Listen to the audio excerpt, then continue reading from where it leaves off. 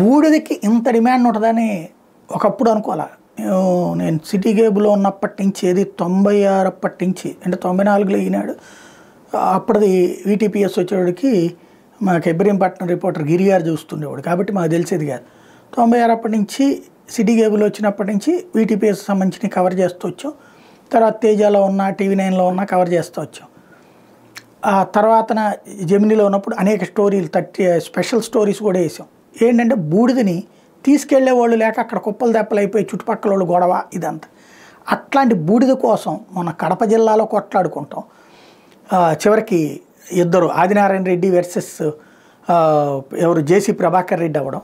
ఇప్పుడు వీటీపీఎస్ దగ్గర రోజు లారీల కొద్దీ బూడిదని ఇతర రాష్ట్రాలకి తెలంగాణకి పట్టుకుపోతున్నాడు. ఏడాదికి 65 కోట్ల నష్టం వస్తుందట. అసలు ఏం జరుగుతోంది రాష్ట్రంలో? వీటీపీఎస్ అయినా ఎన్టీపీఎస్ అయినా లేకపోతే రాయలసీమ థర్మల్ పవర్ అయినా బొగ్గుతో కరెంట్ తయారు చేసే ప్రతి చోట బూడిద ఉంటుంది. ఆ బూడిద నుండి డబ్బులు వస్తుంటే ప్రైవేట్ వాళ్ళకి ఎందుకు ఇవ్వాలి? సదరు సంస్థ సంపాదించుకోవచ్చుగా. కాంట్రాక్టర్లకి ఎందుకు ఇవ్వాలి? లేకపోతే రాజకీయ నాయకులకి ఎందుకు ఇవ్వాలా? అంతకు ఇవ్వదలుచుకుంటే రాజకీయ నాయకులు కాంట్రాక్ట్ తీసుకోమని చెప్పండి. శుభ్రంగా డబ్బులు వస్తాయి కదా. ఏం తేడా జరుగుతుంది అసలు ఒకసారి ఆలోచించాల్సి ఉంది.